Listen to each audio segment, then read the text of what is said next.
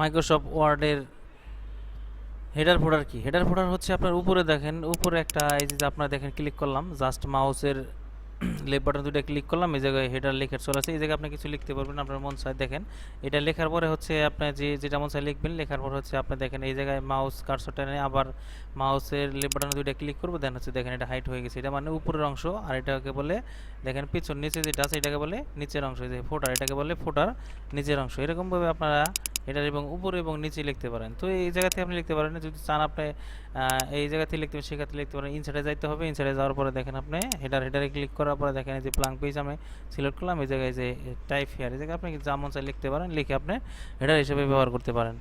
আর ফোটারে যদি আপনি যাইতে চান সেক্ষেত্রে হচ্ছে ফোটারে জাস্ট হচ্ছে আপনার এই যে ফোটার আছে, ফোটারে যাওয়ার পর ধরেন ব্ল্যাঙ্ক এইভাবে নিলে আপনি তিনটা নিতে পারেন বা একটা নিতে পারবেন। এই দেখেন আপনি এই জায়গায় টাইপ করতে পারেন কিছু, এই জায়গায় কিছু লিখতে পারবেন, এই জায়গায় লিখতে পারবেন। এটা হচ্ছে হেডার ফোটারের ব্যবহার। তো আপনার ভিডিওটি যদি ভালো লাগে একটা লাইক দিবেন, চ্যানেলটি সাবস্ক্রাইব করে পাশে থাকবেন।